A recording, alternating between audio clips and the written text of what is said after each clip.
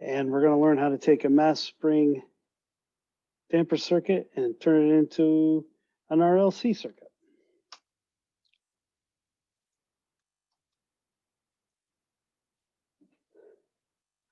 So we can take, any number of springs, any number of masses, any number of dampers, and put them into any number of RL and Cs.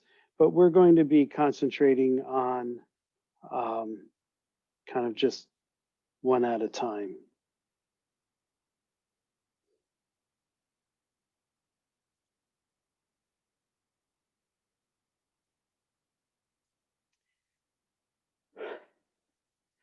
So, where does this come from? Well, springs store their energy compressing and expanding. Masses can have energy when it's moving, and at least in this case. And so the springs and masses both store energy in different ways. And it's the same deal with inductors and capacitors, right? One is the movement of charge and one is a charge difference. And it's the same thing as a pendulum where you have potential energy and kinetic energy. And so these systems, one spring and one mass, right? Because we have two energy storage elements that are different, right? That's a second order differential equation. Now, of course, if you can do this with one spring and one damper, well, then one inductor, one capacitor will automatically give you a second order equation. And one potential energy and one kinetic energy does the same, just like a mass swinging in a pendulum.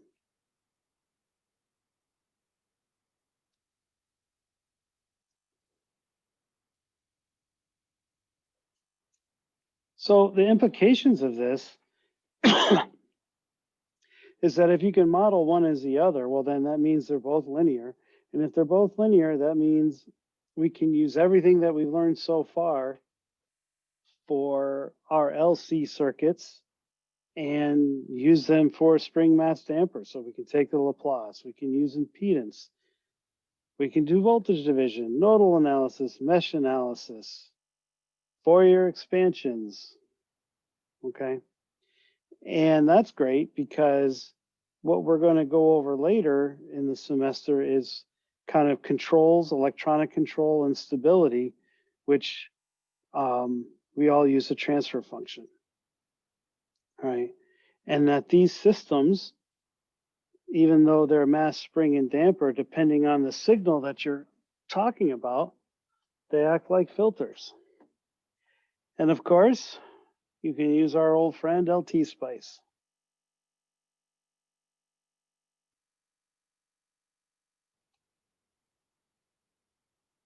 So, one application you might not think about is that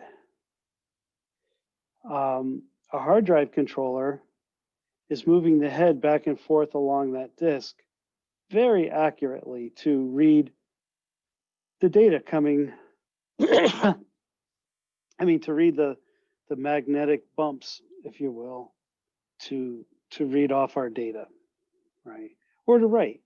And so this hard drive head is moving back and forth, almost like you'll see in our follow-on examples of a platform moving, and that there's a mass that's being moved, and it's got a little spring and a little damper to it. And so what one can do is, this is controlled with a microcontroller, the position of the head, right? And it's sent out in a pulse width modulated signal, which we've kind of talked about, where we have a 50% duty cycle signal here that would say put it halfway, right, in between. 75% would say put it 75% of the way, and 25 would say put the position as at 25%, right? Now, in order for pulse width modulation to work, you just don't put in one pulse. Remember, these are going on for a very long time. And to do the Fourier expansion of it, right, we're saying it's going on forever. Well, forever is a mighty long time. Really, just long enough. Okay, this is changing in time, but as long as it's repeating itself for several time constants of the filter, right? Or you could even say 5 tau. It's effectively infinite. So the PWM signal is sent out, and we need a filter to convert that into a DC value, which is the final project in 110 lab, right? We were just talking about the Fourier expansions of these signals, right? And then moving the head back and forth, right? This is a real part, and so things don't move instantaneously. Certainly the head has a mass. It's small, but it still has a mass. And if it's on some kind of platform with a little bit of spring to it, well, then you've got the spring. So the thing is LT Spice could simulate the pulse width modulated signal coming out of the microcontroller. It could simulate the filter, and then the position can be simulated, and the spring and the mass of the head can all be taken into account, all in one simulation package.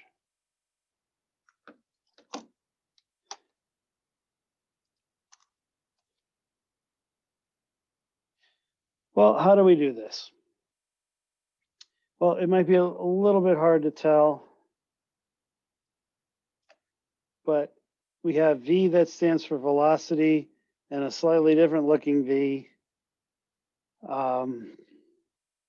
that stands for voltage. And I can't, if you see me doing notes, it's hard for me to draw the difference between those. And since we're going to make them equivalent anyway, it doesn't matter. And yeah, if you're wondering why a PowerPoint today, somehow my Wacom tablet disappeared from my book bag over the weekend. And that's why we're here.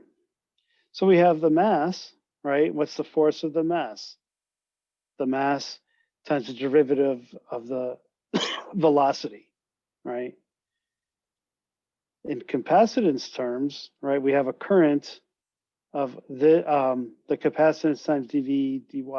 So notice it's still the first derivative of either the velocity or the voltage, right? The force equals a current. We have an M here, and we have a scale factor there. So it's pretty much, 1-to-1. Now in the spring, we have a K constant. Now we're integrating over a difference in velocities, right? Because we're coming up with a time to something with time. That's why we're back to d tau, right? And the inductor, everything's the same, except instead of K, it's 1/L. Right? And these are our two energy storage elements. They're energy storage elements because they have some calculus there. I have an integral or a derivative.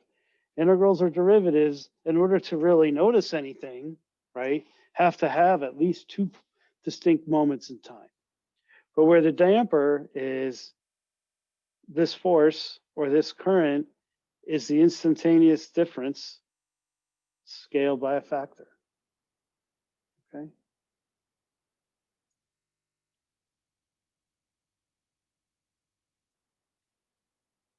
So usually the mass, I'll just draw some kind of square, right? With a spring, sometimes I try to use a spring structure here, and sometimes I end up just doing a box because it's just too hard to draw. And then this is a damper, okay? And then something that we have is a fixed surface, and they're not always drawn, and they don't always have to be like the lowest feature, but it's always there because this mass, this velocity of the mass, right, and these two conditions are all measured with respect to something, right?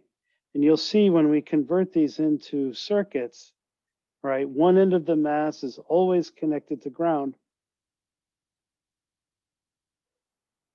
because this velocity with respect to ground will turn into a voltage with respect to ground which will give us our solution.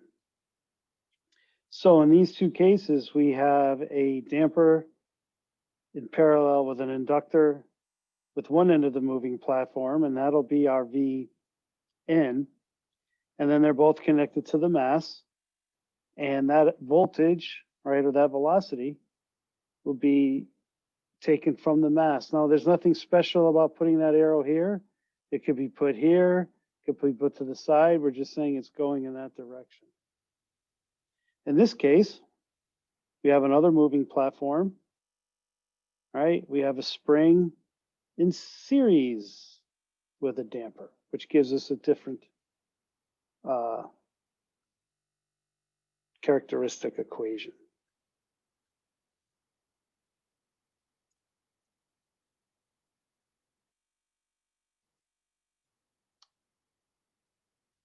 So there is a procedure, right? So it's very algorithmic, but don't let that fool you. You really kind of have to know kind of what you're doing and able to follow this, right? Now the first bit, yeah, just replace each mass with a capacitor, and the capacitance equals the mass. But one end of that capacitor is always tied to ground. And again, we'll go through some examples. You might see this picture or that picture. This fixed surface, ground, is nowhere shown. But there has to be a surface that doesn't move in order to measure the distance of the velocity with respect to it. Now for the inductor, the inductance is 1 over the K, right? And now here's all these kind of special conditions, right? If one end of the spring is tied to a fixed surface, right, that means one end of the inductor is tied to ground, right? If one end is tied to the moving platform, that's tied to the input voltage, right? So, I mean, this is accurate and it's right out of the book, but I tend to try to do a lot of these problems, so I'm not trying to read this as I go along, right? And the resistance is 1 over the conductance of the damper.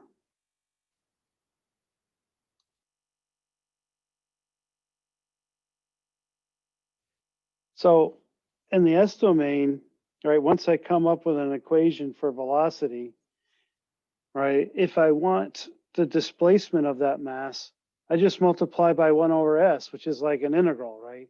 And then take the inverse. And if I want to find the acceleration of that mass, right, multiply by S, which is like taking the derivative. Now, these aren't inputs. These are just, I have now found Vy in S, which is velocity, and I want to know how far. I mean, where is it? Multiply by 1 over S and take the inverse Laplace. If I want to know how fast it's changing, multiply by S, right? Because S is a derivative function, and 1 over S is integrative, right? Now, sure, you can find a time domain function of the transfer function, and then take the derivative of that time domain to get the acceleration, and then integrate to get the displacement. And sometimes it's better to do it all in the S domain.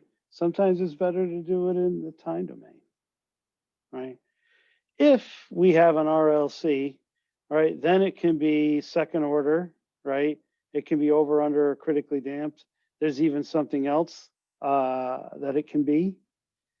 And then we have, if it's an RC, right, basically it's a first order, and then we're dealing with 5 tau.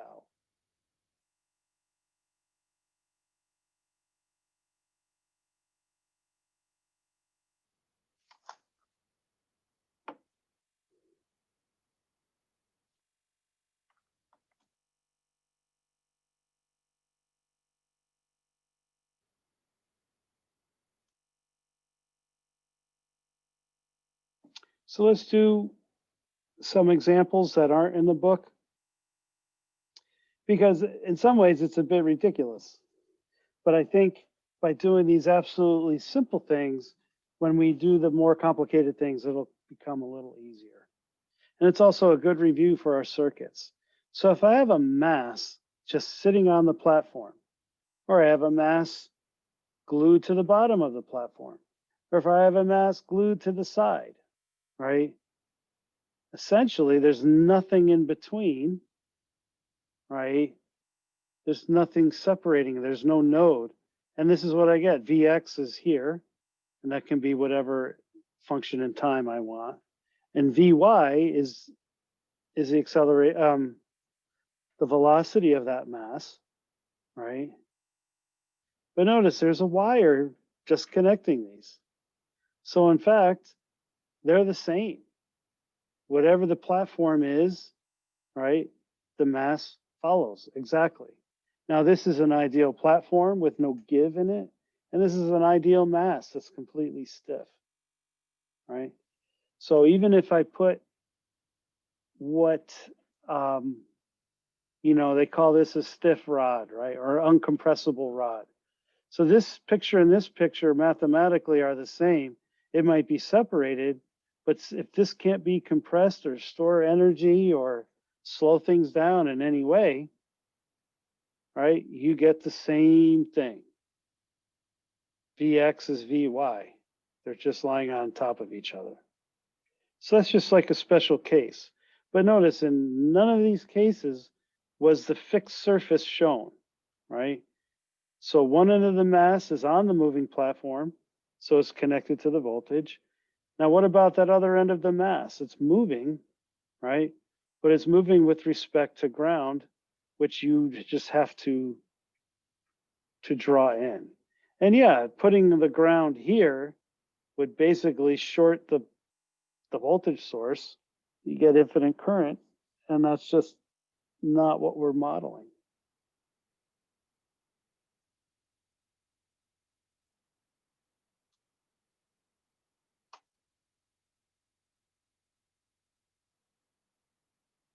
Now, what about a mass with a damper?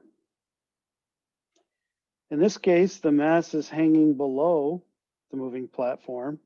It's connected with a rod, and there's a damper in between, right? Where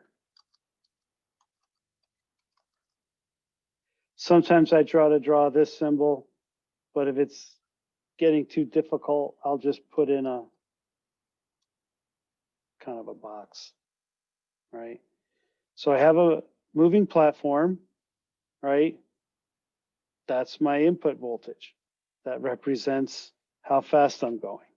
One end of this moving platform is connected to a damper, which is a resistor.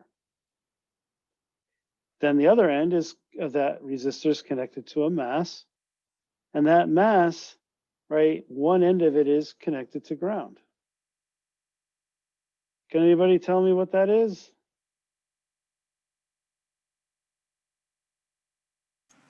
Low pass. Yep, it's a low pass filter.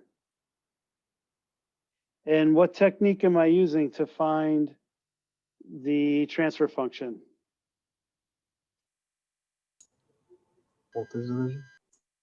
Voltage division, right. And notice,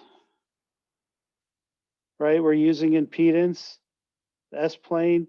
Sure, I'm using capacitance, but we could have said mass, right? That'd be C equals M, R equals 1 over B, right? There's no inductor. But really, if you see omega naught divided by S plus omega naught, you really don't know that it acts like a low pass filter, but it doesn't tell you the system. Now, if you see R's and C's, well, yeah, you'd think it was an RC low pass filter. But of course, you wouldn't know somebody was modeling this unless you saw the damper coefficient and the spring coefficients. But now there is something in between here. So these two node voltages aren't the same.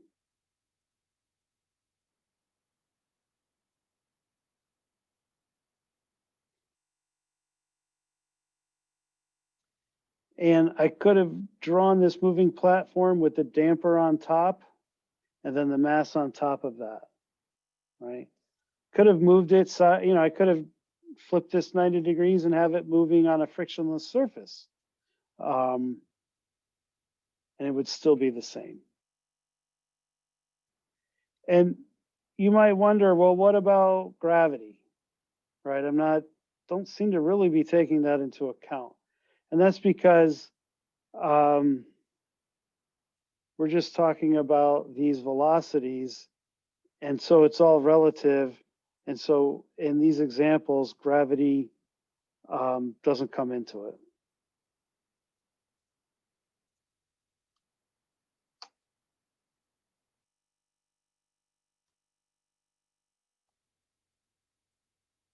Now, what if we had 2 series dampers, right? So I have a platform, here's my input. I have a damper, here's my resistor. I have another damper, here's my other resistor, and it's all connected in series. I have the mass, and one end is connected to ground. Well, now that you're looking at it like this, you can see that, remember, the only output we're carrying, the only voltage we really care about is this one in these problems. We don't really need to know in between. So we can just come up with a resistance in series, which is R1 plus R2, right?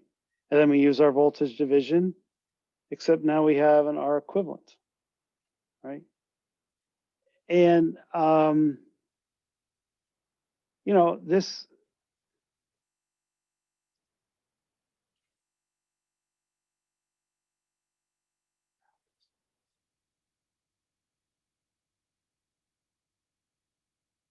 that's a good question. Would gravity be the equivalent of having a ground which is not zero?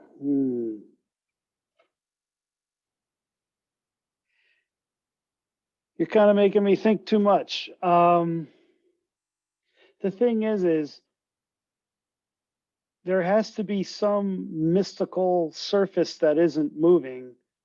Otherwise, you can't take the voltage across from this node to represent the velocity, right? You have to be moving with respect to something, right? Somewhere, right, there should be a mass.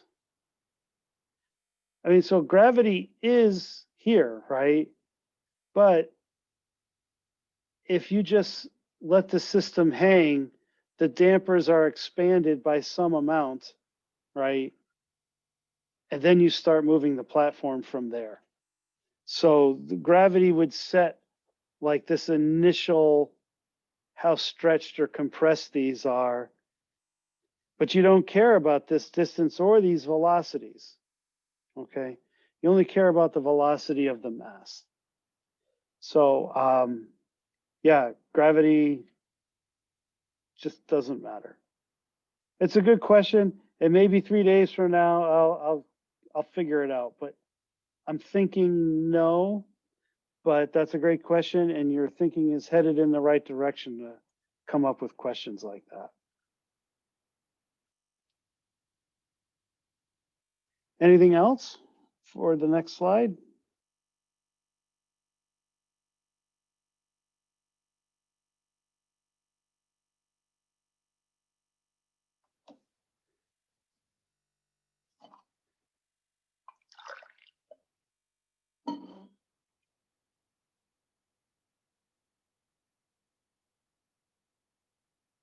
Okay. So now we actually have a fixed surface. Okay, we have a moving platform that is somehow connected to a fixed surface, and there's a damper there. But on the other side of the moving platform, right,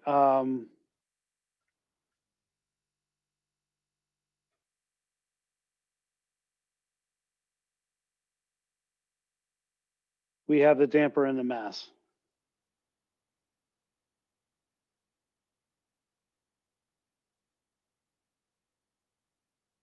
And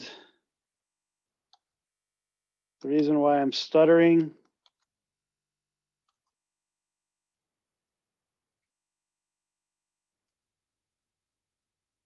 is because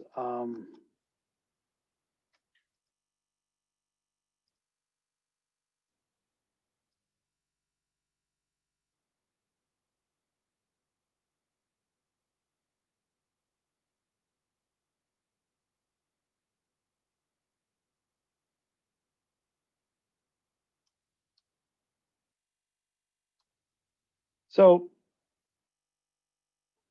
this one's actually a mistake, because the damper is, we got a moving platform and the damper is connected one side to a fixed surface and the other side to the moving platform. And so what we get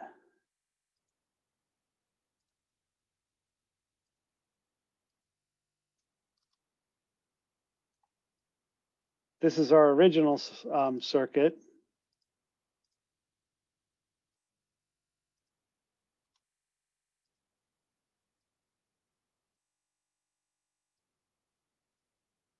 Which in fact used to be what you might call a trick question in EE 98, because if this voltage source is ideal, right, it can source any current to make Vx Vx. And so even though there's current going through R2,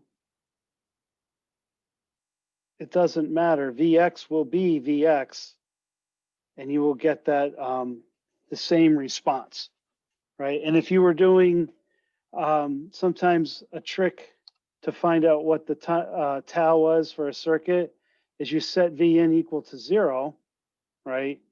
Which then shorts this, and now you just have the RC there, all right?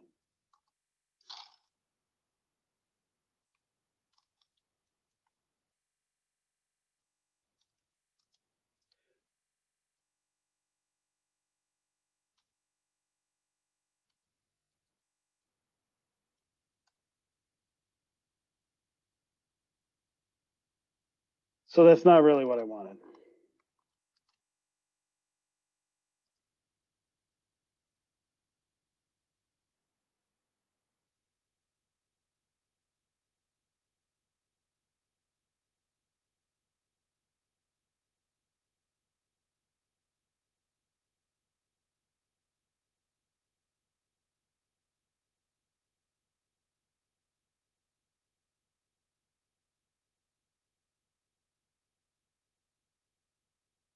What I really wanted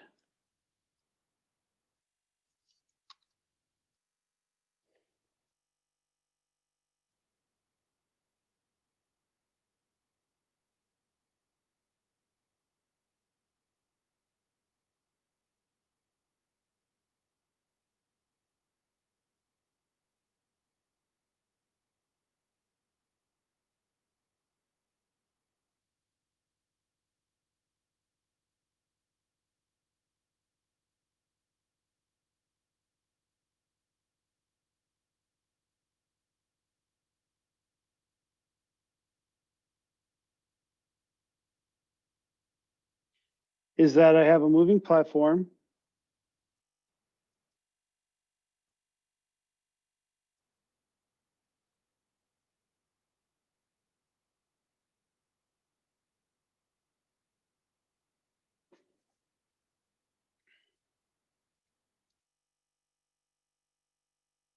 that's connected to a damper, which is connected to a mass. So it's the same thing we had before.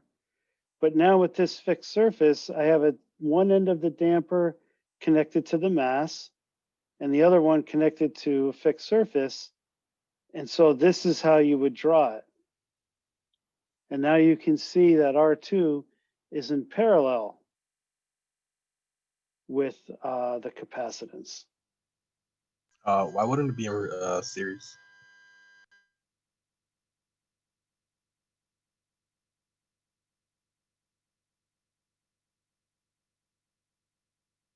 Um,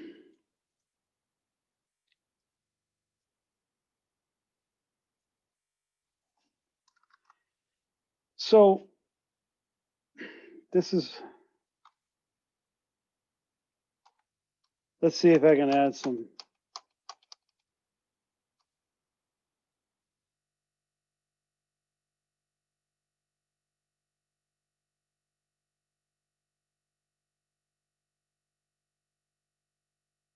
So here's the moving platform, right?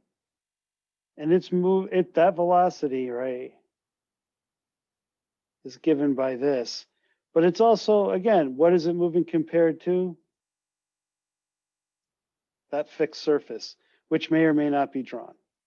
So that's our V in, and one end of that damper is connected to it, right?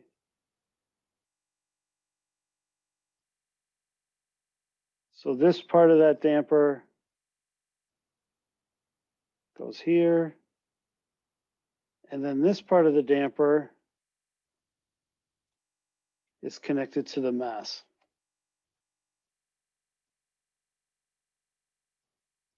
And then one end of the mass, right, not shown,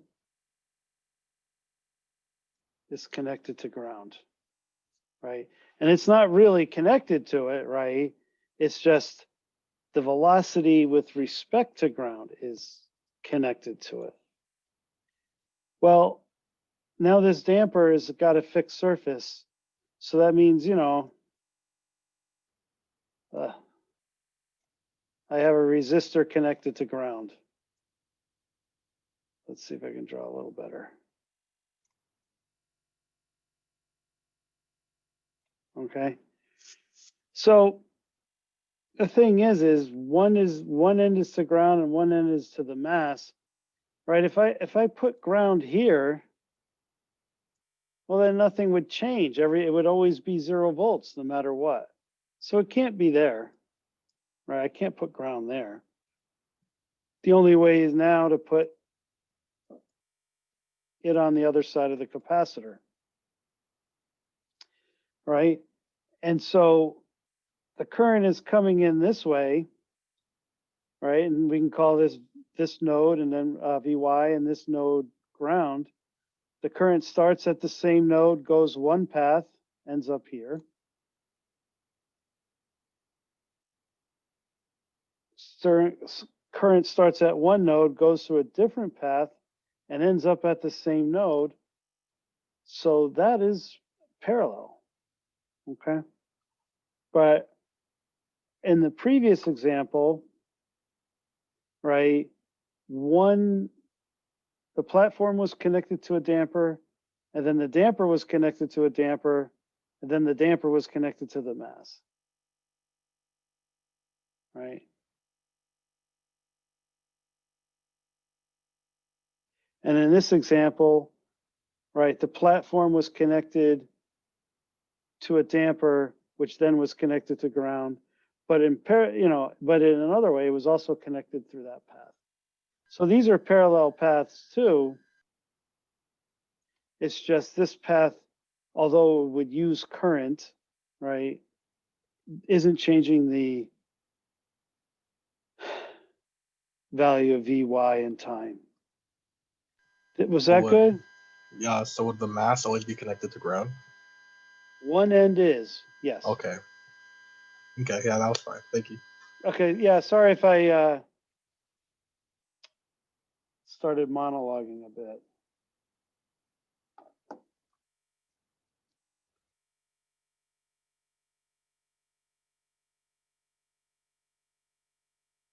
Okay, so let's make sure we're on the right one. So essentially, the transfer function is this equivalent impedance, right, with voltage division with R1. Now, looking at this, right,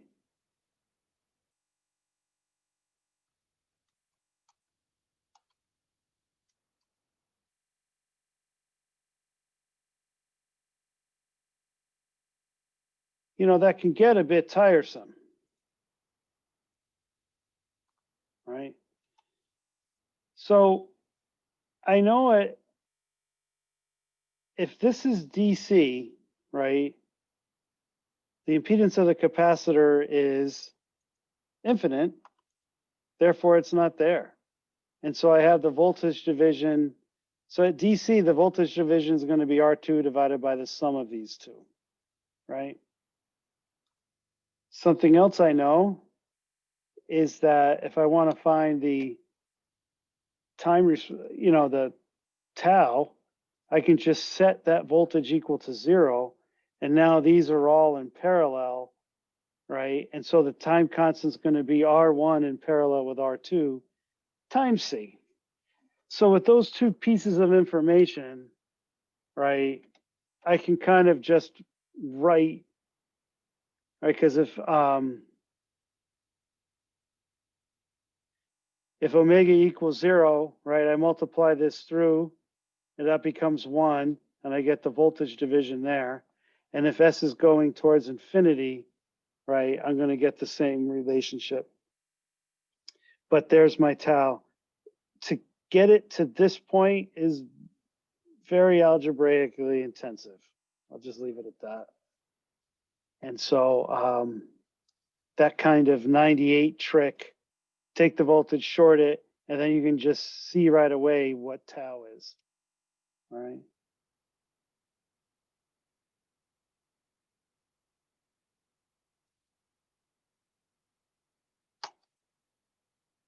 Now, so we have done a mass with no spring and no damper, right? We have done a mass with several versions of a damper connected several different ways. What if we just had a mass and a spring, right? So here's my platform. Here's my uncompressible rod. There's a spring in between, and there's my mass. Okay. So it looks just almost, yeah, and it was easy to draw. I just took this out and put in a spring. So here is my equivalent circuit. And now instead of ZC divided by the sum of the impedance of a resistor and a capacitor, now it's the sum of an inductor and a capacitor. So I start, manipulating the math, and I get this transfer function here, right? And, the question is, is it over, under, or critically damped? Well, in fact, it's none of the above. Let's use the quadratic equation, right? There's no S term, right? S is missing. So that means B is 0. So you have minus 0 plus or minus B squared. If B is 0, B squared is 0, right? So that's not there. Minus 4 LC, manipulate some things, and then we get plus or minus J, right? That's the square root of 1 over LC. And so these poles are purely imaginary, right? Everything we've been doing is we've had a pole here, maybe we've had 2, right? We've talked a little bit about complex poles, right? And, we've had a pole here 1,000 times away and not drawn to scale 10,000 times away, right? And the thing about all of these systems is that, all of these systems that even with complex poles that can oscillate, there's all have something e to the minus t times some scale factor, right? Well, that's because we're dissipating power through a resistor. Well, if I have 2 poles here, right, that is like a pendulum swinging back and forth, and there's no air resistance. right? So in fact, it's an oscillator and it's not in control. So it's, you know, you could think of it as underdamped to the extremes. It's underdamped so much that it never does stop oscillating, but really over, under, and critically damped are catchphrases for second order systems where the poles are all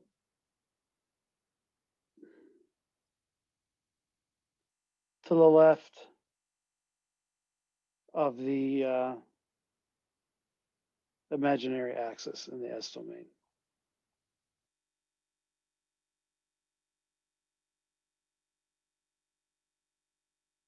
And you think about this is that you have a car, cars have mass, and they have some springiness to it. But if you have no damper, and I kind of push down on the car, my car will keep, it'll keep bouncing up and down for, in this case, forever, but, for a very long time.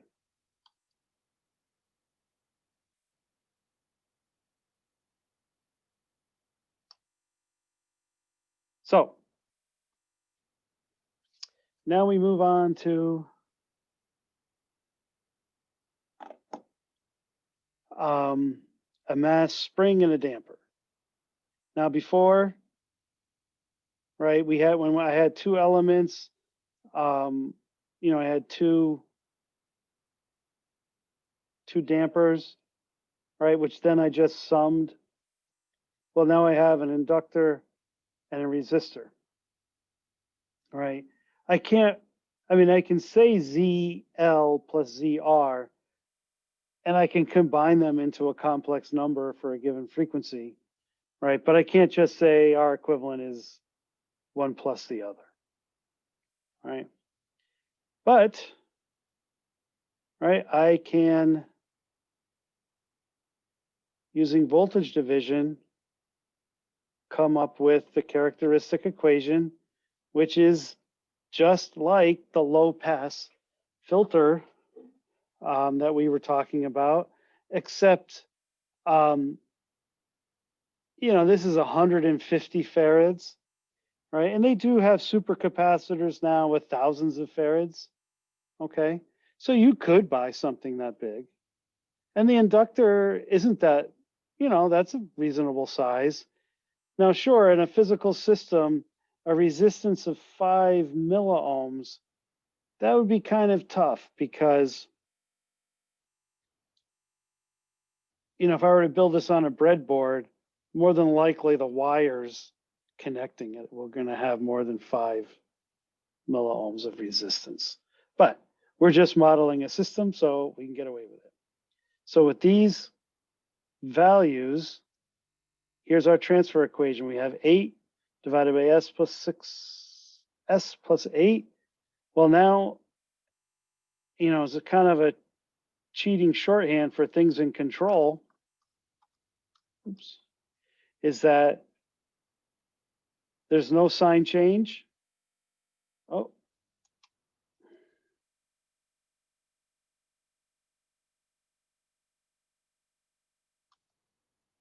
That should be S squared. Right, there's an S squared, there's an S, and then there's something without an S. There's no sign changes. So that system will have no poles on the right-hand side. So therefore it'll be in control. So then we can ask, is it over, under, and critically damped? Well, B squared is 36, right? And so 4 times 8 is 32. So B squared is bigger than 4 AC, and so it's overdamped.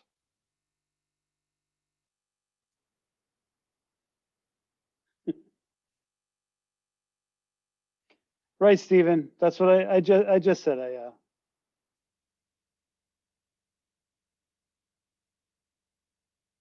No, no. Sorry, I didn't mean that to sound like a criticism. No, thanks for pointing that out.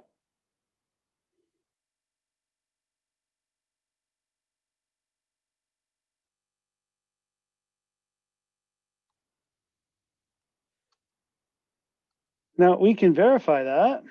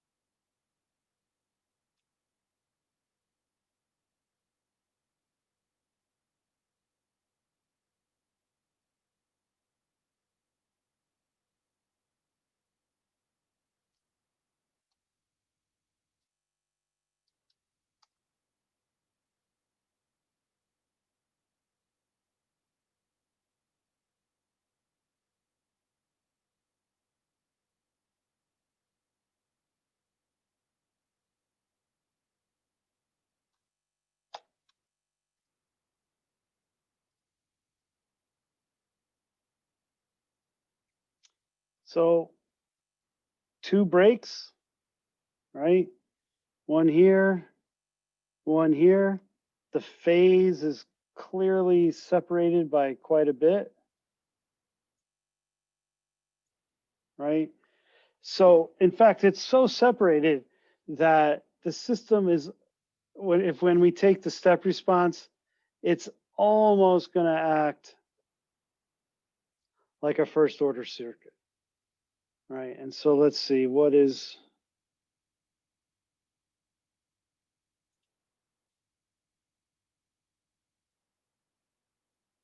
I want? So that's about 2.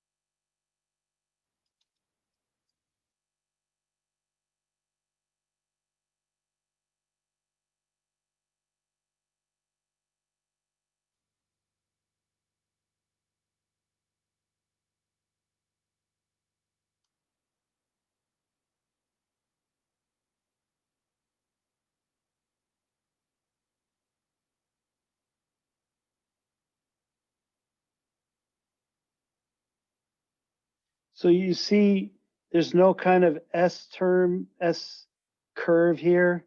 It almost looks like it's going straight up. And so if I didn't tell you there was 2 poles there, you'd never see it, right? Because one is so much smaller than the other, right? If the 2 poles were closer, you'd kind of see it take some time and then curve and then come over.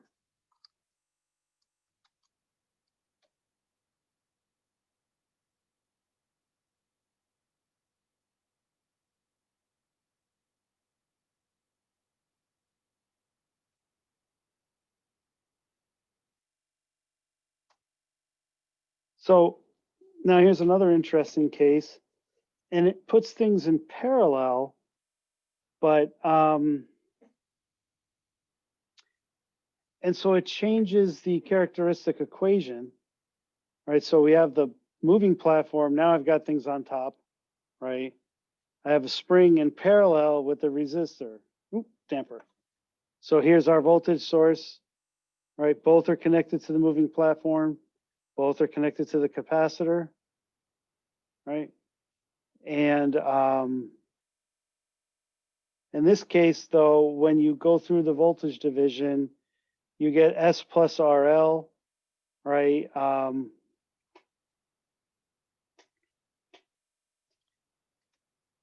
Which it'll just be easier to show you what happens.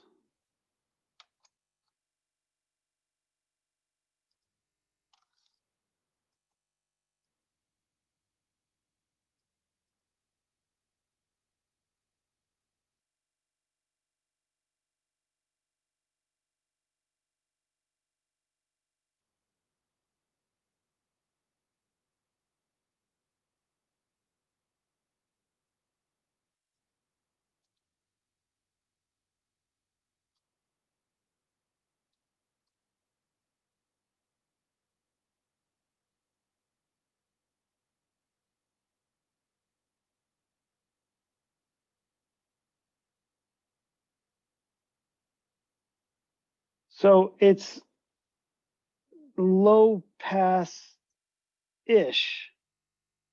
but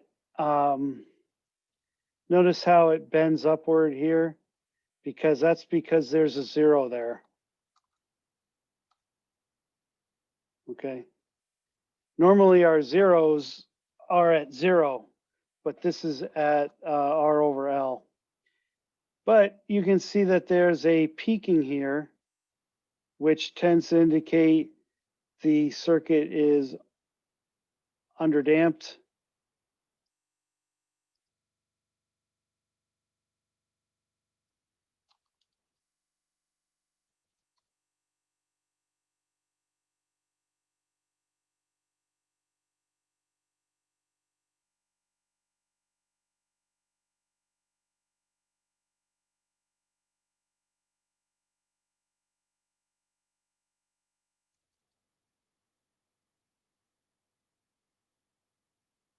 And you can see this ringing behavior, so it's underdamped.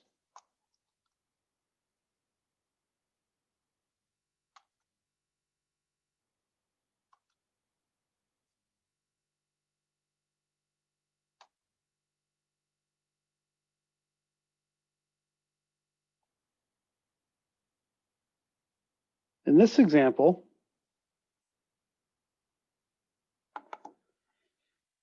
we have the mass connected to a damper connected to a fixed surface. And so we kind of had this one already, right? Where now they're in parallel. But then there's a spring also connected to the moving platform to the mass. So then we have this picture here. All right.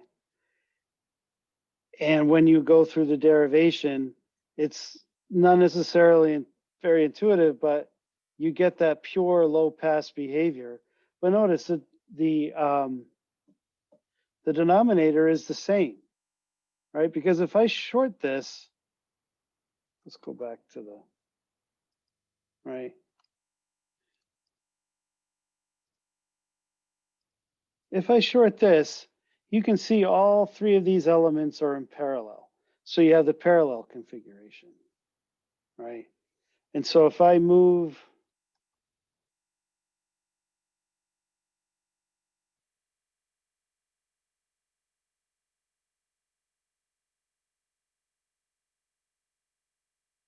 the resistor here, right?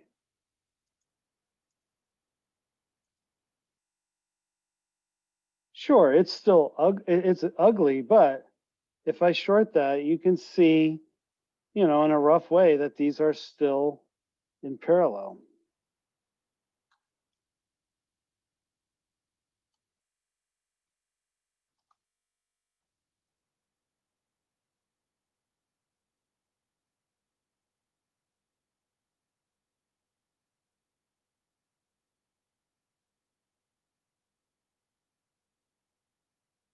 Okay, there's a step response of a low pass filter that's underdamped.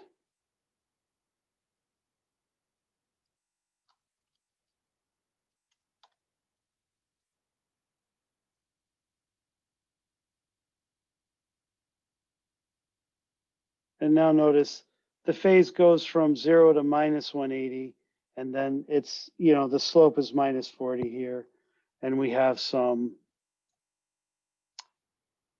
overshoot, which means it's definitely underdamped.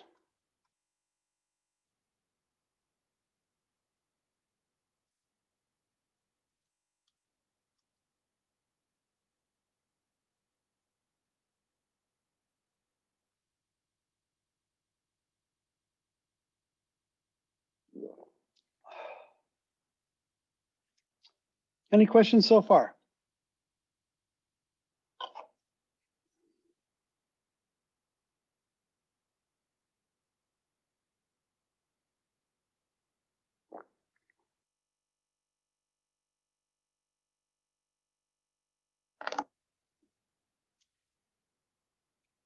So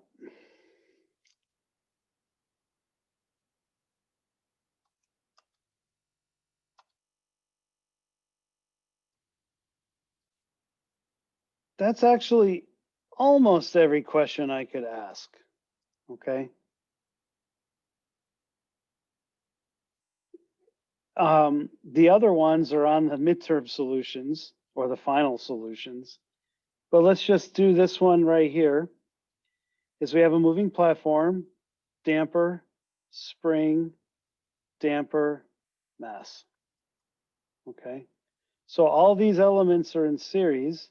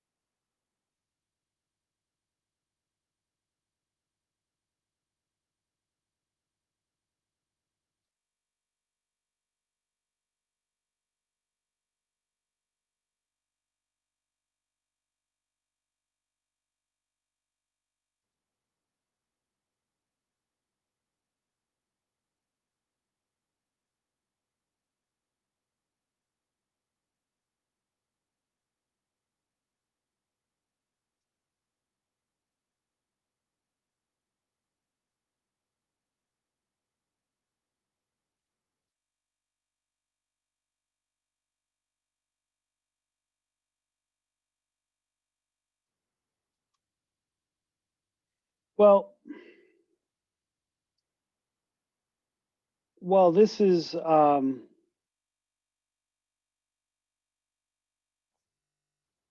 certainly accurate, right? The current is the same through all of these.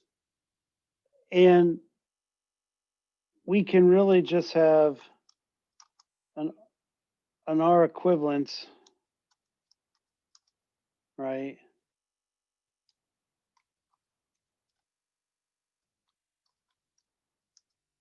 And since they're in series, I don't want to keep switching back and forth. Right.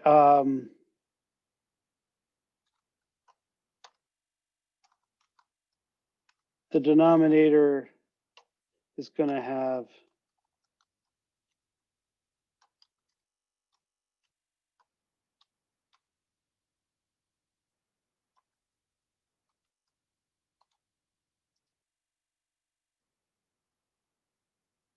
this kind of format, right? Because the series has a, the B term is R over L. In parallel, it's 1 over RC, right? The C term is always 1 over LC in these, right?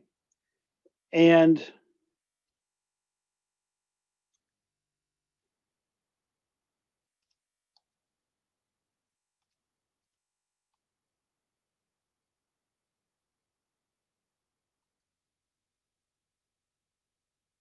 here's a bit of a trick question.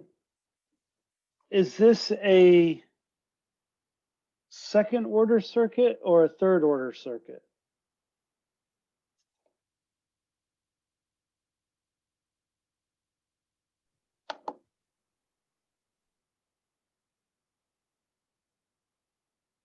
How come, Sam? And, or whoever, I guess a lot of people said second. Okay, so somebody shout out why.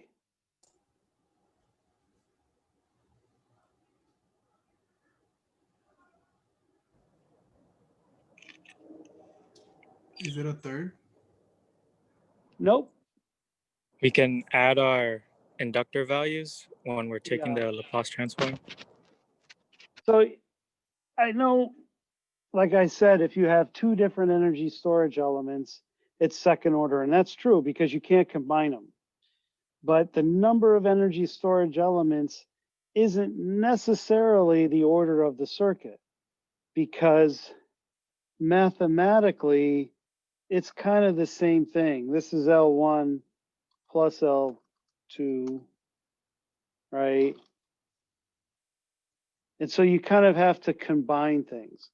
Same thing as if I did all these in parallel, right? It doesn't fundamentally change the nature of the circuit, right? But, oops.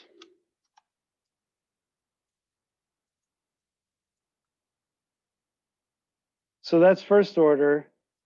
That's second because I can't combine these, right?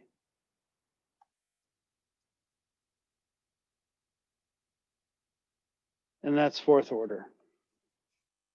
Okay. But if you can combine things through addition or parallel into an equivalent energy storage element, it's just one. Okay. Yep, I can add inductors.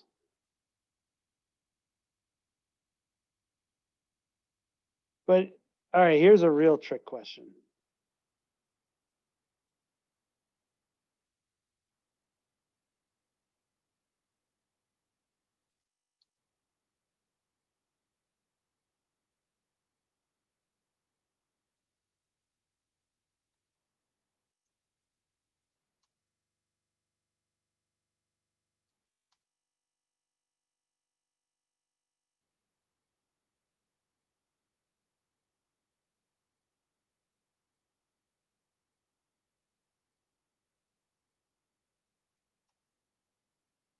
Is this a second order, first order, or third order?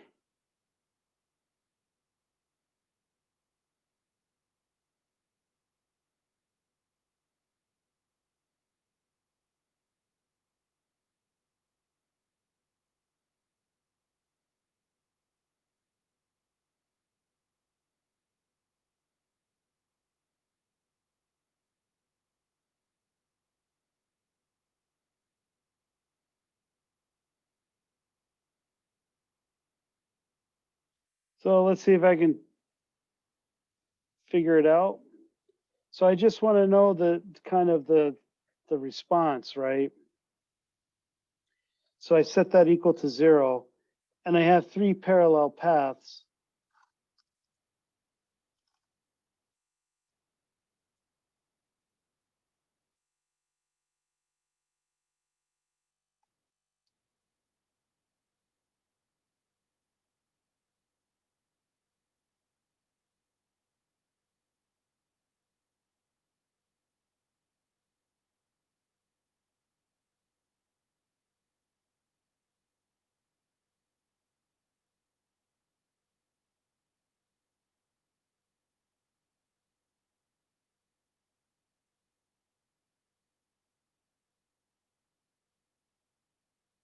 These branches are in parallel, right?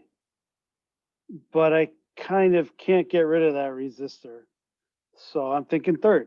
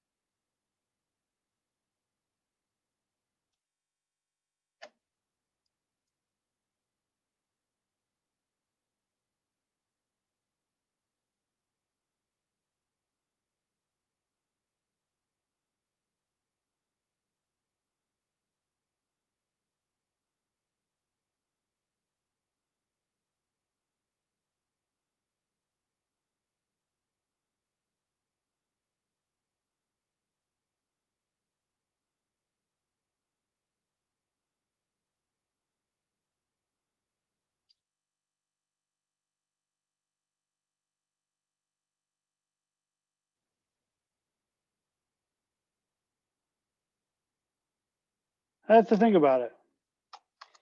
That or leave it for the exam.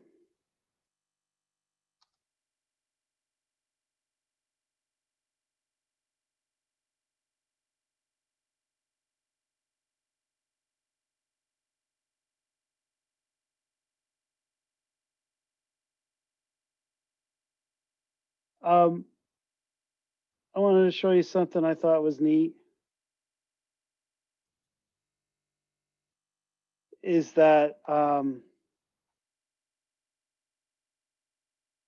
here is A naught, or the average of a ramp, right, with a slope of 1 and with a period of 1. And notice how it just gives me 0.5, right? And here, right, I have X. Instead of T, it's times the sine. So that should give me the B coefficients. And I'm just cycling through N, right? 2 divided by the period, integrating through the period. So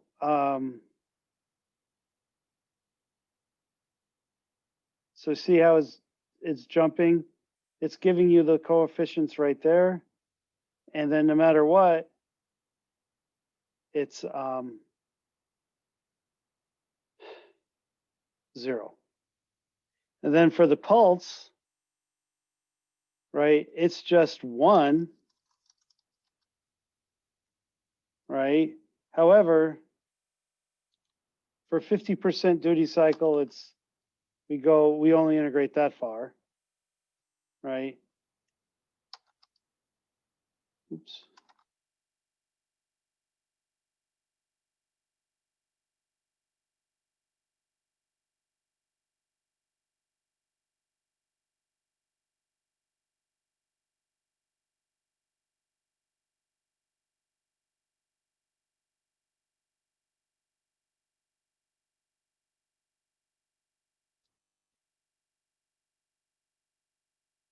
And you can see as N is jumping, it's going from a positive to 0, positive to 0, positive to 0 as it's going through the odds, right?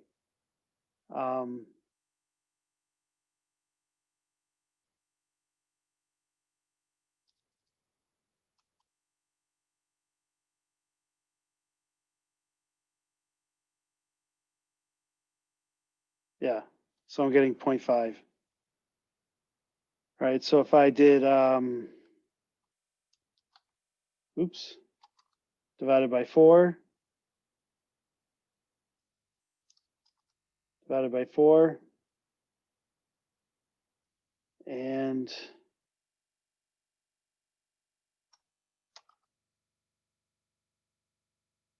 you can see these pop out. I don't know, I thought that was cool.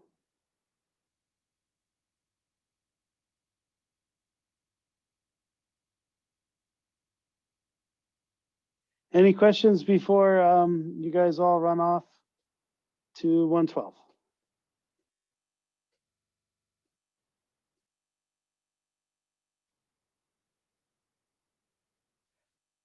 Yeah, I mean, I got them done 10 minutes before class. So yeah, I'll post them. Although they could be under lecture notes, but they were my lesson plan for today. All righty, have a good day. Take care. Have a good one. Yeah, you too.